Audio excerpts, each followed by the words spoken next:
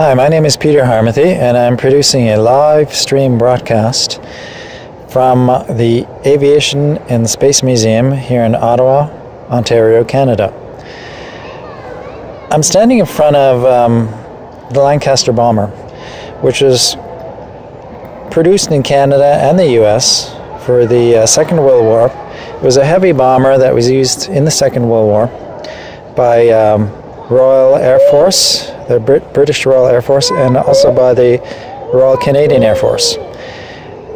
The thing about the Lancaster Bomber is that about 6,000 were produced in its time, and even though 6,000 were produced, almost half of those were lost in action. The other thing is that the bomb bay of it was able to carry probably the heaviest bomb load of all aircraft during the Second World War, and it was able to carry heavy bombs, probably a bigger payload than the B-17 bomber that became more popular after it, and it dropped about 600,000 long bombs in its campaign during the Second World War over Europe. And the number of missions it had, the sorties, were about 156,000 sorties. The most popular Lancaster bomber flew 156 missions.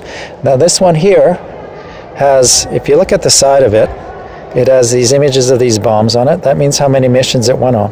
So if you count it, it went on only 72 missions, and it came back intact.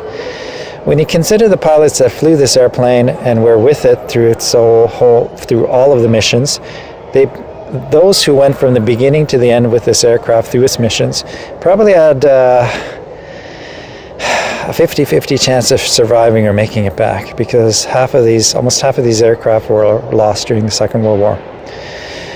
The Lancaster Bomber, I guess, is historic because it was a heavy bomber and it was used during night raids, hence, its dark color. And it had to sustain a lot of, actually when it's captured in the beams, the light beams of the Germans looking below, it was almost a goner, because then they'd bomb, they'd send flak, and those planes almost had no chance of making it back. So another thing about the Lancaster Bomber is that it defended itself by it was almost like a flying fortress, almost like the B-17 bomber. It defended itself by having a lot of gunners. I'm not sure if I could show you this, but yeah, you can see it. There's a gunner in the nose area there. And there's a gunner also. Here you can see the cockpit where the pilot was. You see the gunner, and then you see that sort of plastic ball there in the front with the clear glass circle at the bottom.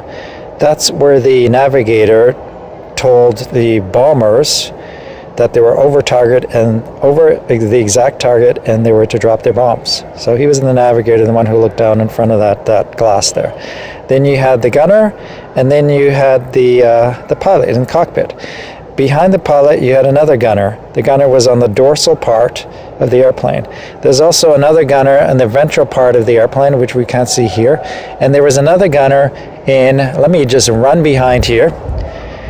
Another gunner in the tail end of the airplane. So let me just go there quickly. Let's run. It's a huge airplane. Whoops, this isn't it. But this is it here. So you have the back of the airplane, you had a tail gunner, and the tail gunner was actually quite vulnerable from attacking fighter aircraft. But there you have it, the Lancaster aircraft. I can't remember exactly what more to share about it. I'm going to show you a front view again. I'll walk towards the front. It's quite an incredible aircraft. Was involved in the heavy bombing campaign in World War II over many European countries, particularly Germany. And let's take a look at it here. Whoop. I'm going to talk about that aircraft in a second, in my next installment. So here's the Lancaster aircraft. Let me walk out so you can get a very a much wider view of it. And I'll get myself out of view here. So there we have it. The Lancaster heavy bomber used during the Second World War. That's it for this broadcast. Again, subscribe to my channel by clicking up or down. Share also this video with others. I'd appreciate that. So stay tuned for my next broadcast, which will come again very soon. Bye for now.